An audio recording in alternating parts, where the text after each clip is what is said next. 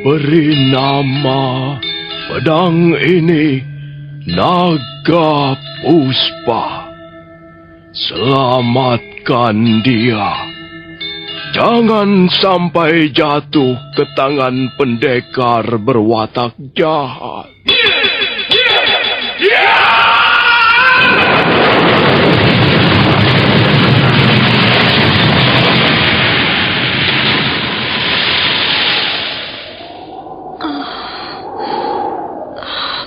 Kakang Kamandanu, kau masih juga tidak percaya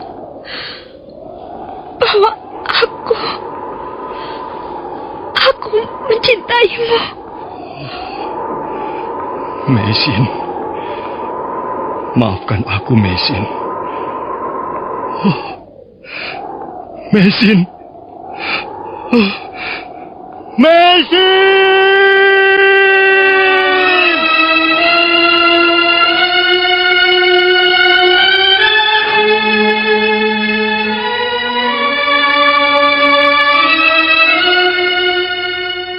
Tutur Tinula.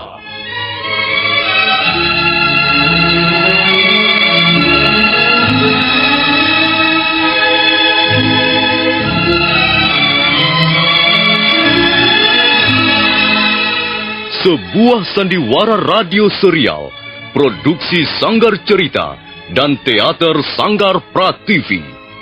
Sebuah kisah dengan latar belakang sejarah runtuhnya Singasari dan berdirinya Kerajaan Majapahit.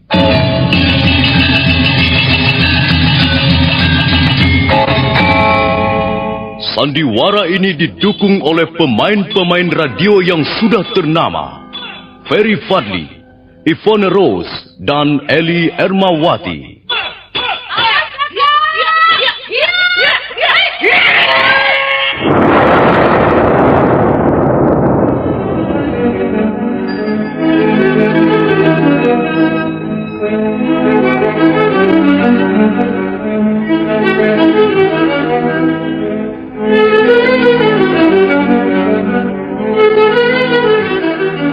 Cerita ini ditulis dan disusun oleh S. Tijab. Teknik dan montase dikerjakan oleh Rudi Tinangon dan Joko SP. Sutradara Y. Rudi Wartono. Kali ini mengetengahkan episode ketiga dengan judul Daun-Daun Bersemi Lagi.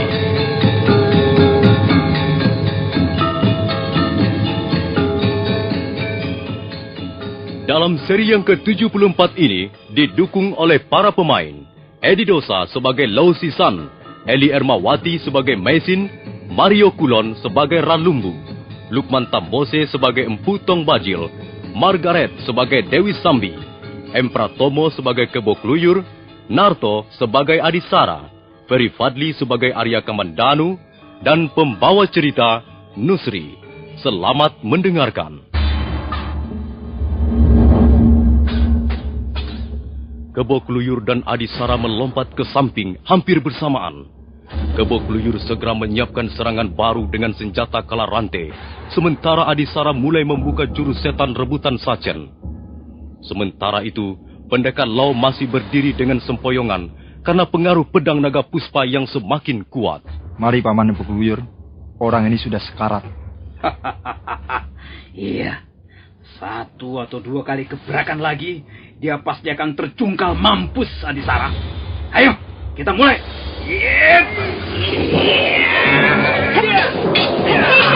Hentikan! Oh, Meisin. Kau tidak apa-apa, Lau? Dugaan Paman Kebo Kluyur ternyata tepat sekali. Wanita itu pasti sedang mencari obat untuk luka suaminya, Paman. Pekerjaan sia-sia. Untuk apa daun-daun itu? Suamimu pasti akan mampus sebentar lagi. Kalian pendekar curang. Kalian hanya berani menyerang pada saat kami sedang terpojok. Tentu saja, kami harus memanfaatkan keuntungan ini. Kami tak ingin menjadi orang-orang bodoh. Ayo, Adisara, sekalian sabet saja perempuan itu. Beres, Paman.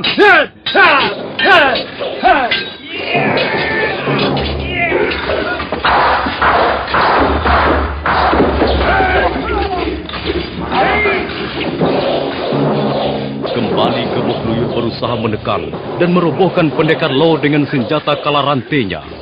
Sementara itu Adisara dengan jurus-jurus setan rebutan sajen nampak berada di atas angin.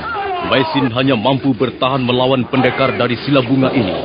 Belum sampai pertarungan berlangsung 10 jurus, tiba-tiba sebuah bayangan melayang dan hinggap ke tengah-tengah mereka. Pertarungan terhenti.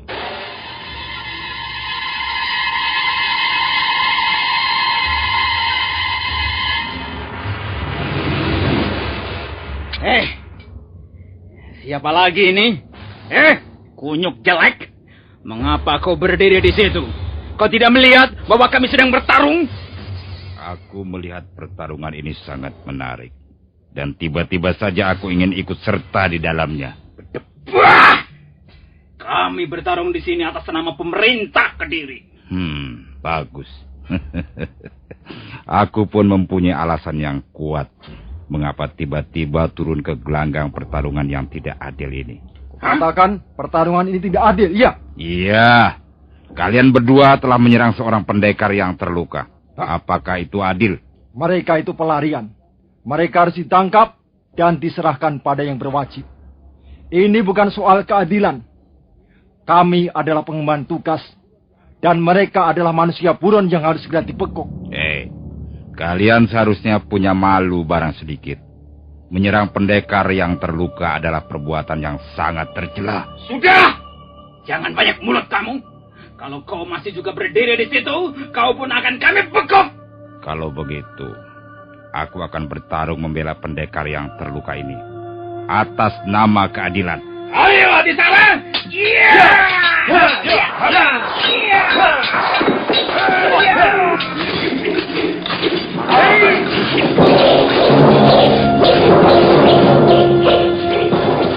Sekarang Kebo Kluyur menghadapi pendekar yang baru saja datang.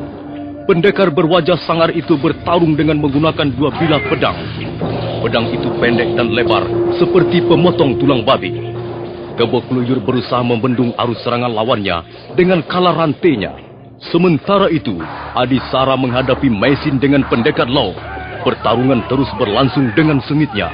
Pendekar Lo dengan sisa-sisa kekuatannya mengayunkan pedang naga puspa. Dan Maisin terus memancing Adisara agar pendekar desa Sila Bunga itu menjadi lengah. Siasat Maisin ternyata berhasil dengan baik. Adisara lengah. Pada saat itulah pendekar Lo menebaskan pedang naga puspa ke arah lehernya. Iya! Iya!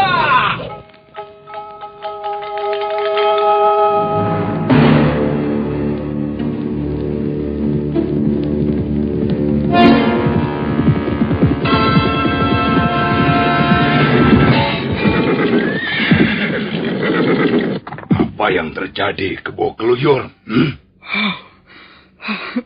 Adisara terbunuh, Tuan. Lihat, kepalanya terpental jauh dari tubuhnya. Adisara. Siapa yang melakukannya? 2 orang pendekar asing itu, Tuan. Kami berhasil menemukan mereka di tempat ini. Kami lalu menyergap bersama-sama. Tapi kemudian ada seorang pendekar lain, entah dari perguruan mana, datang membantu. Jadi tikus-tikus busuk itu bersembunyi di sini, ya? Benar, Tuan. Tapi sekarang mereka sudah kabur lagi. Sudah lama mereka kabur, Kebo Kluyur? Belum terlalu lama, Tuanku Dewi. Kalau begitu, kita masih bisa mengejar mereka, Kakang Bajil. Iya, tentu saja. Kebo Kluyur, Iya, Tuan. bawalah kuda-kuda ini ke rumahku di Jasun Unggal. Kami akan mengejar mereka dengan jalan kaki. Dengan begitu kami bisa lebih teliti memeriksa keadaan di sekitar. Dan kita bisa menyusup kemana-mana. Baik, Tuan. Ayo, Baik, Sambi. Mumpung mereka belum terlalu lama. Aku yakin mereka masih berada tak jauh dari tempat ini.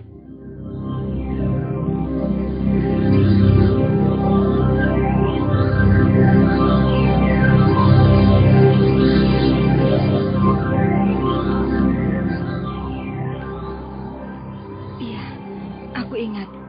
Kalau tidak salah, Tuan bernama Ralumbu, bukan? Dan bukankah kita pernah bertemu di tepi hutan tarik? Iya, benar. Saya memang Ralumbu. Saya pendekar berasal dari Gunung Lamongan yang gagal mengikuti pertandingan di Candi Surabada. Untung Tuan segera datang membantu kami. Ya, saya kebetulan saja lewat daerah itu. Semenjak meninggalkan hutan Tarik dulu, saya tidak bermaksud kembali ke Gunung Lamongan. Saya hanya berjalan sesuka hati. Terakhir kali saya singgah di Jasun Wungkal. Kasihan suamimu itu. Rupanya lukanya cukup parah. Dia terluka dalam oleh pukulan Empu Tong Bajil. Tak salah lagi. Pasti Aji Segara Geni. Ilmu orang cebol itu memang sudah terkenal sejak dulu. Dia memang pendekar hebat, pilih tanding. Tapi sayang, wataknya buruk dan seringkali tidak satria. Tuan Ralumbu, mengapa Tuan tidak segera kembali ke perguruan Tuan? Saya selalu ingat kata-katamu dulu. Saya menjadi gelisah. Saya pikir langkah saya selama ini telah keliru. Bertahun-tahun saya menimbun ilmu. Dan saya bangga setiap menemukan jurus-jurus baru yang lebih hebat. Tapi setelah pertemuan denganmu dulu, setelah jurus saya tak berdaya melawan ilmu pedangmu, saya menjadi kesal. Tapi juga lalu sadar, apa sebenarnya artinya semua ini. Saya menyesal telah membuang waktu saya yang berharga hanya untuk menumpuk sanjungan dan pujian. Sekarang saya baru sadar bahwa semua itu hanyalah kata-kata kosong. Sanjungan dan pujian hanya berumur pendek. Karena itu, saya ingin mengisi hidup saya dengan hal-hal yang lebih bermanfaat. Iya, Tuan benar sekali. Saya pun berpendapat begitu. Hidup ini akan segera menjadi tawar jika kita tidak mampu menemukan langkah yang tepat dan meyakinkan. Kita dibekali banyak kunci. Tapi kunci mana yang paling cocok untuk membuka pintu hati kita sendiri, sehingga kita mampu melihat dunia orang lain. Itulah yang kita cari. Ya. Sekarang saya baru menyadari sepenuhnya. Saya sudah menghabiskan separuh lebih dari umur saya untuk memikirkan diri sendiri. Iya. Sekarang saya ingin mengisi sisa hidup saya dengan berbuat kebajikan kepada sesama. Kau muntah lagi, Long. Sudah lebih dari 10 kali dia mengeluarkan darah segar dari mulutnya, Tuan. Lebih baik biarkan dia berbaring. Ya. Saya tidak tahu apakah tempat ini cukup aman atau tidak. Kau berbaring saja, Long, supaya perutmu tidak terasa mual. Nah, begitu. Letakkan kepalamu di atas pangkuanku.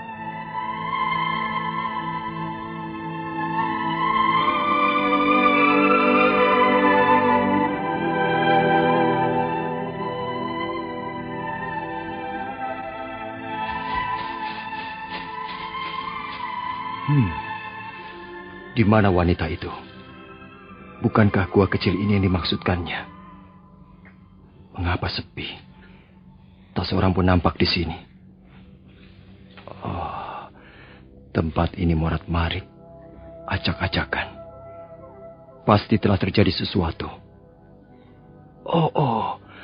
Itu daun-daun yang dikumpulkan wanita itu pada berantakan berhamburan kemana-mana. Dan ada noda-noda darah yang cukup banyak di sela-sela rumput ini. Barangkali telah terjadi perkelahian yang cukup seru di tempat ini. Dan jangan-jangan wanita dan suaminya itulah yang menjadi sasaran. Baik, akan kuikuti jejak kaki ini. Tapi aku harus hati-hati. Karena rupanya di sekitar tempat ini telah berkeliaran para pembunuh.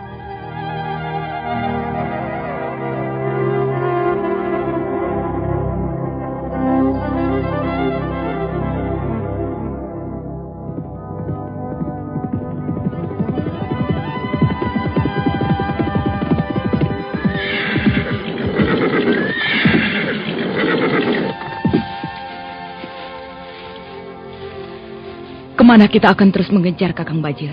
Belok ke arah kiri atau jalan terus? Apa yang kau pikirkan, Kakang? Aku masih belum bisa menebak siapa orang bercadar merah yang telah membantu mereka itu. Apakah orang yang sama juga yang telah membantu mereka melawan Kebo Kluyur dan Adisara? Apakah itu penting kita perhitungkan? Tentu. Kita harus mengukur kekuatan kita. Kalau apa yang dikatakan Kebo Kluyur benar, berarti mereka sekarang bertiga. Aku bisa menghadapi perempuan asing itu, Kakang. Dan Kakang menghadapi 2 orang yang lain. Kukira hal itu tidak sulit. Karena yang satu sudah terluka parah, Kakang. Baik. Tapi kali ini kita harus bekerja lebih cermat. Aku tak ingin melihat mereka lolos lagi. Mereka harus bisa kita tangkap sekarang ini. 2 orang asing itu tak menjadikan aku terlalu risau. Pedang itulah yang kupikirkan siang malam. Aku harus bisa merebutnya. Aku harus bisa memiliki pedang aneh yang dahsyat itu.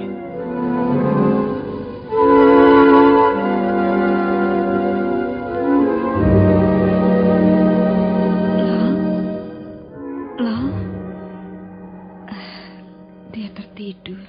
Ya, biarkan saja dia tidur. Itu akan lebih baik untuk menjaga kesehatannya. Kau juga perlu istirahat untuk menjaga kesehatanmu. Aku harus menjaganya, Tuan. Iya. Aku kagum pada kesetiaanmu. Kau sungguh-sungguh wanita berhati emas. Saya ingin suami saya sembuh. Saya tak ingin melihat dia menderita karena luka-lukanya. Kalian telah menemukan arti hidup yang sesungguhnya. Kalian suami istri yang saling mengasihi. Kami memang saling mengasihi. Suamiku ini seperti saudara tuaku sendiri. Kadangkala dia seperti orang tuaku. Usia kami memang terpaut jauh.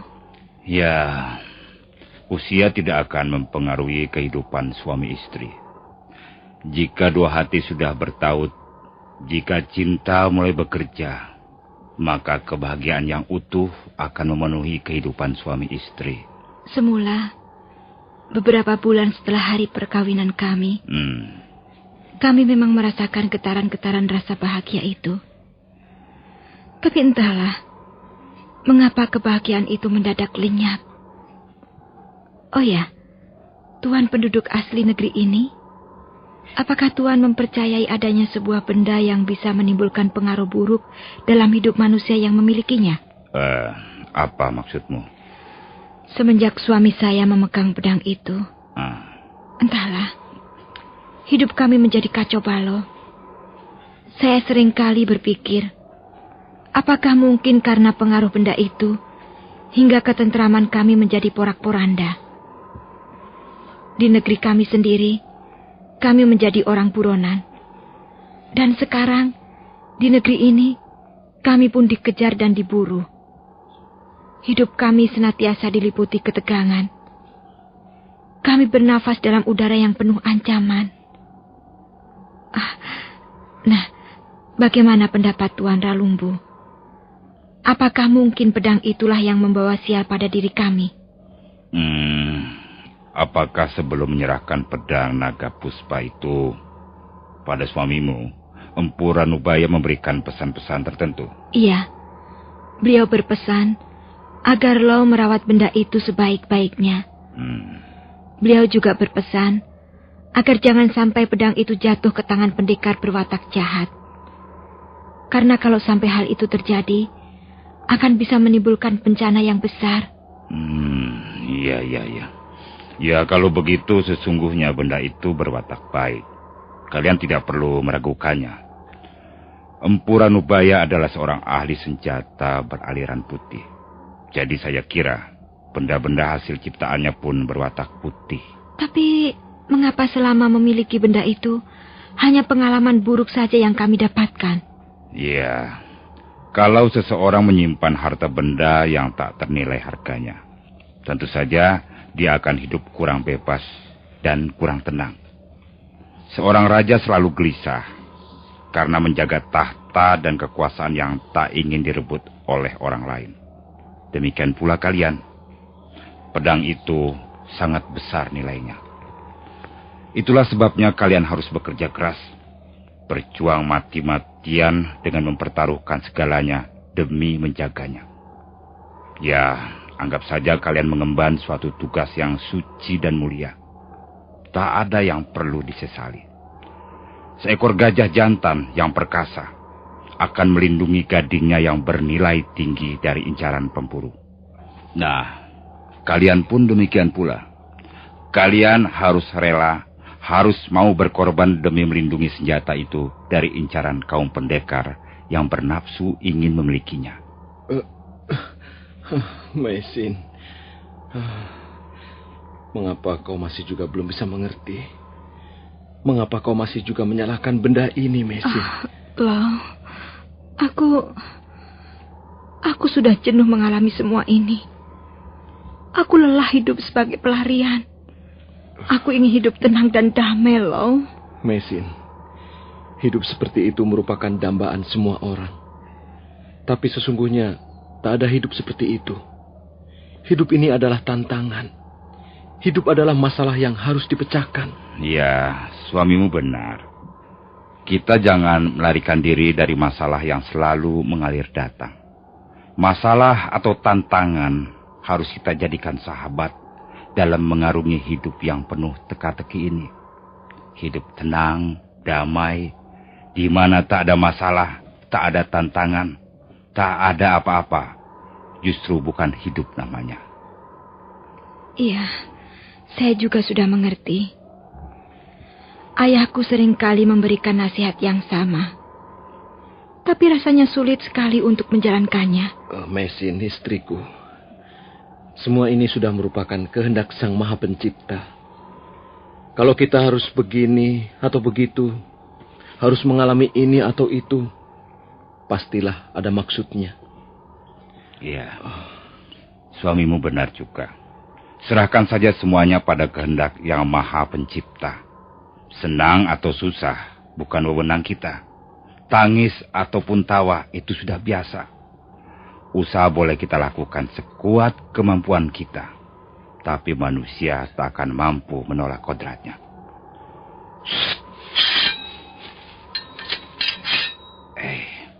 Aku mendengar gemersik rumput terinjak kaki-kaki manusia.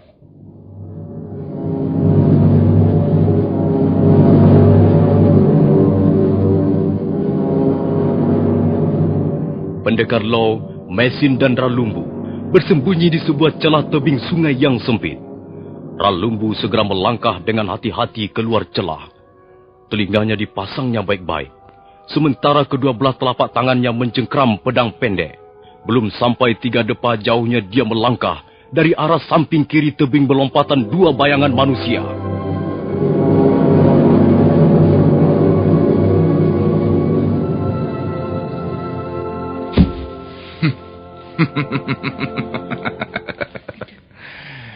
Kiranya kalian bersembunyi di sini. Kalian seperti kutu busuk yang berlari-larian karena telah mencuri darah manusia. Kalau tidak salah, aku sedang berhadapan dengan 2 orang pendekar yang ternama saat ini. Apa kabar Empu Tong Bajil dan kau bertambah cantik saja, Dewi Sambi? Lihat, Kakang. Bukankah dia ini Ralumbu? Iya. 2 buah pedang pendek seperti itu. Milik siapa lagi kalau bukan milik pendekar dari Gunung Lamongan? Apa urusanmu di tempat ini, Ralumbu? Iya, aku hanya berjalan-jalan saja. Dan kebetulan aku bertemu dengan 2 orang sahabatku. Ralumbu, kami tidak mempunyai urusan denganmu. Urusan kami adalah dengan 2 orang pelarian itu. Kuharap kau mengerti apa yang kumaksudkan.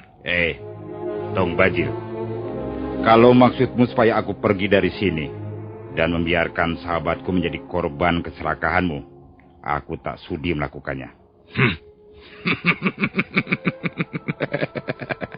Kalau begitu, kau sudah membuat gara-gara. Ya, Mungkin benar apa yang kau katakan itu.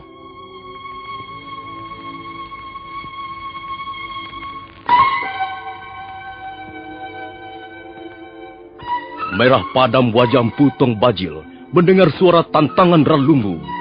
Matanya mendelik dan napasnya menjadi engos-engosan. Nah, para pendengar sekalian, bagaimana kejadian selanjutnya?